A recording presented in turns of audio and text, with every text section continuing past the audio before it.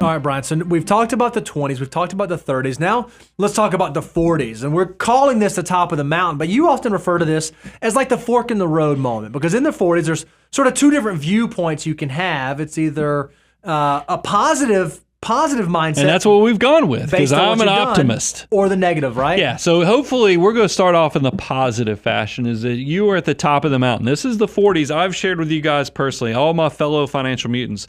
This might be the first decade that you feel like you can breathe easy. And I tell you that to give you some comfort, because I know in my 30s, even if you feel like you're having some professional success, you still feel broke. I mean, I felt broke until I was probably 43 years of age.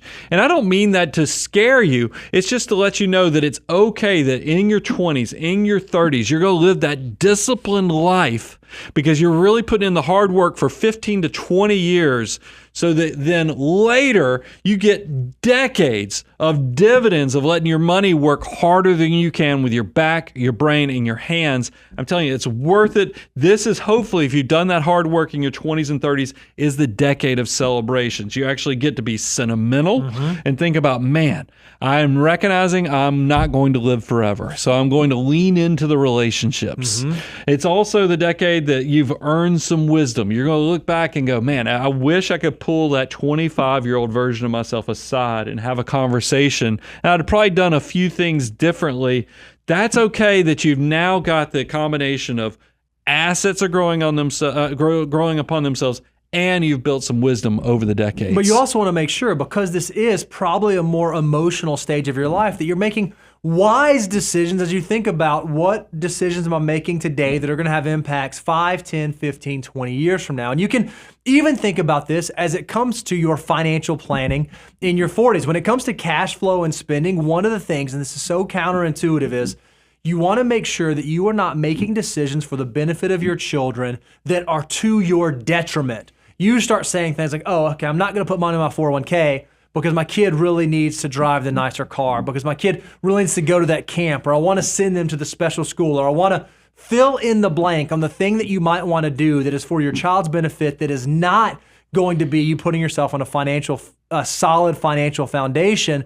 It's easy to fall into that trap in your 40s. And if you do that, you're going to recognize one day the kids are going to be out of the house, and yet you're still going to need to be able to figure out how you provide for the rest of your life. Yeah, I would focus on cash flow, especially when it comes to the kids and the oxygen mask.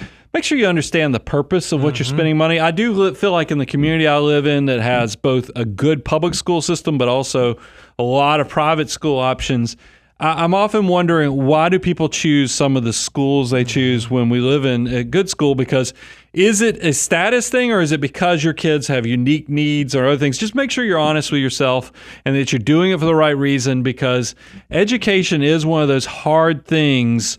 It can be expensive, and I want to make sure that you give yourself the best version of yourself financially, and that's going to go into taking into account how you're funding every dollar, even with kids being involved. And I love that it's not just know what the decisions, the why behind the decisions for your kids, but what are the why behind all of the financial decisions you're making from a cash flow standpoint? Do I really need to start driving that luxury car? Do we really need the beach house? Do we really need... Is there a reason that I'm making these decisions, and does it make sense in my financial circumstance? Or am I making it because I want other people to perceive me as being successful? Am I actually trying to keep up with the Joneses? If you can more clearly define what your why is, it will influence the decisions you allow yourself to make and the decisions you prevent yourself from making that you should not make. Well, yeah, I hope if people are focusing on their why, it will move them from moving the goalpost. You know what enough is. You know what brings you happiness, because, we talked about at the beginning, fork of the road moment. I focus on all the positive. If you're behind or you haven't done this, and maybe you're not in the positive, this is the decade where I worry about the whole midlife crisis. Sure. You hear that stuff. So that's why if you can focus on understanding your cash flow, your spending, and then it will even transition into risk management, there's so much value to really understanding who you are, what makes you happy, and where happiness or enough lies, so you don't fall into some of the traps that are laid out there in this consumption society that we live in. Yeah, it's interesting. A lot of times, Brian, when we talk about risk management, we're talking about things like buy a type of insurance product, or make sure you have an emergency reserves. But you had someone in your life tell you at your 40s, hey, when you think about risk management, you ought to think about like health risk management. There is some reality that sets in your 40s that maybe wasn't there in your 30s and 20s, right? Well, yeah. I mean, when look, we make jokes around here because we had a birthday here even today. Somebody's in their 30s. And you were picking on them because you're mean, Bo. You're calling them old with that. I know you're saying unjust, but it is one of those things when you cross into your 40s, it is kind of another fork in the road. It's on your health. So make the choice that health is its own version of wealth.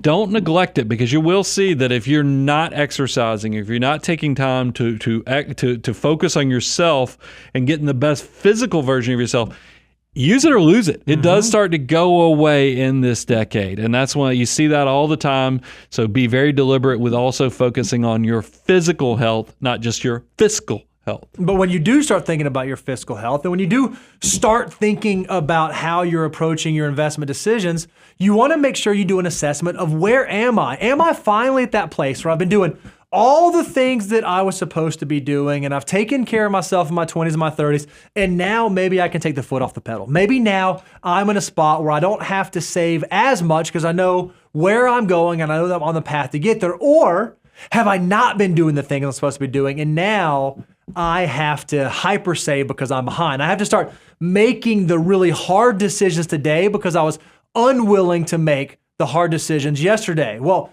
if you don't make them today, the decisions don't get any easier. Because if you wait until your 50s to start figuring this out, it's going to get harder and harder and harder. But make sure you understand where you are and have an accurate assessment of your current financial standing. Well, yeah, we get a lot of questions. They'll say, guys, you give a lot of guidelines to the 20-somethings, the 30-somethings, but what about us 40 and 50-year-olds that feel like we're behind?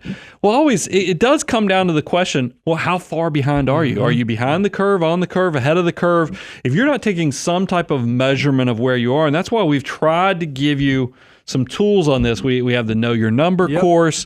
We have the Net Worth tool. This is the moment where you're going to figure out, how do I know, take inventory of like Social Security, pensions, what I've been saving, and how all these things are going to interact. It gets very custom, very important. Focus on these things, and don't forget about the financial order of operations. This is your baseline level of success of what to do with your next dollar. Now, it does get complicated. And so this may be the first time that you've thought about, hey, should I talk to a professional? I know there's all these other things I need to be thinking about and have to figure out how all this ties together. And I have to combine the last 20 years of my life when I was saving and building with the next 20 years of my life where I'm planning for retirement and think about exiting the workforce. And how do I bridge those two? This may very well be the season when hiring a professional advisor, talking with someone who's helped other folks navigate this stage. This might be the time to do that. Well, and I also want to encourage people, don't outsmart yourself, because this comes in two fashions. Some people are behind and they say, well, the solution is because I didn't save enough in my 20s and 30s is I'll just go and take on more risk and I'll swing for the fences and I'll do crazy deals with leverage and all kind of other things to try to catch up. That's scary when it comes to investing. The other one that saddens me is you do start to have some success. And a lot of people in your 40s, if you've been doing index investing and other things, you're like, man, this is the decade, because we know the first decade that people become, historically and by average, they become millionaires at the end of their 40s, it's like 49 years of age after 28 years of saving and investing. This is the decade people become millionaires. And what is always amazing to me is that people will save and invest in their Roth IRAs and the S&P 500, but then they get in their 40s and they start having a little success and they go, now, I know the S&P and these index funds got me here, but you know what I ought to do? I know all those rich doctors over there. They go all do all these private deals. They do these sexy sizzle deals where they go get K1s. Don't lose your mind on the what we call the dumb doctor deals, because what got you there buying index funds, it's going to work even when you're successful. You can be worth $20 million and still have S&P 500 index funds. Don't let somebody sell you thinking that to be rich, you have to act rich and invest like you're rich.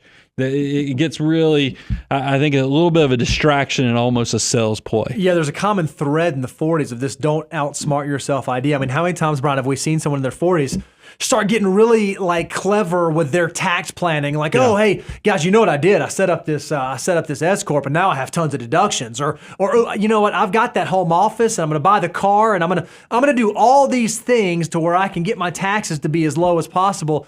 Make sure that in your 40s, you don't get caught in the trap of trying to make gray decisions that put you on the wrong side of the IRS. Because remember, these are the folks who have the authority to come take your stuff. So you want to make sure from a tax planning standpoint, you are staying black and white. Don't live in the gray, because the risk is not worth it. No matter what you heard your neighbor's brother's uncle, second cousin's best friend is doing on their tax return, does not mean that's what you should be doing. Well, just because TikTok has somebody saying if you put it in an LLC, it's a deductible business expense, realize that person who created that TikTok video saying how great just doing an LLC and all of a sudden now it's fully deductible, they're not going to be the one sitting across the table from the IRS, and they're not going to be held accountable to it. It's going to be you. So don't play those games and get yourself in that type of a pickle. I do want to encourage you to do tax planning. That's an important thing. Don't skip the step of actually a little bit of work goes a long way, because this is when, hopefully, if you've been saving and investing, you're now in that hyper accumulation. You're in the step 7 of the financial order of operations. You do need to understand your tax buckets. This is a great, exciting decade, but it also is that decade where complex success creates complexity. You just need to make sure you're doing it right. Yeah, tax evasion is illegal, but tax avoidance is highly encouraged. And one of the great ways you can avoid paying more taxes than you have to over your financial lifetime is by thinking about asset location, not just how I spread out my assets, but the actual accounts that I put my assets in. We always talk about the 3 buckets: your tax-free bucket, your tax-deferred, and then your after-tax bucket. If you can think about your portfolio, you want your high-flying growth assets, the one with the most appreciation potential, in your tax-free bucket. You want all of the assets to generate ordinary income, like bonds or investments like that spit out income components, in your tax-deferred bucket. And then you want assets with more favorable tax treatment, like qualified dividends or subject to long-term capital gains, to be held in your after-tax bucket. And if you can make those little adjustments to your portfolio, they can have a big impact over the long term. Yeah, and then the kind of to close out this decade, don't skip out on the estate planning. Look, just because your kids are getting older doesn't mean that your estate plan got easier or simpler. You're going to have bigger decisions. You're going to have to think about, hey, do I want my 23-year-old getting access to 7-figure portfolios? Do I want to, who should be the executor on my portfolio now that I actually have built this thing into a 7 to 8-figure type, asset value? Take those things into consideration as you get more successful, more complexity enters. Don't skip doing the estate plan.